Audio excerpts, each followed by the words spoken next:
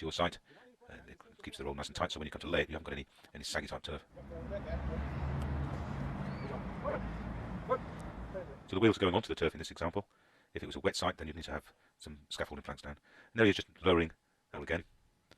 So you place the turf to the previous part that you just laid. You don't stretch turf, you must never stretch it, just lift it in place. And there you go.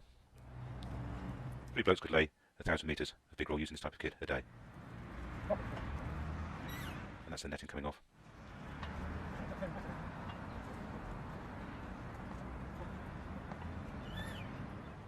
So that's 20 square metres per roll, as I said, 0.74 metres wide.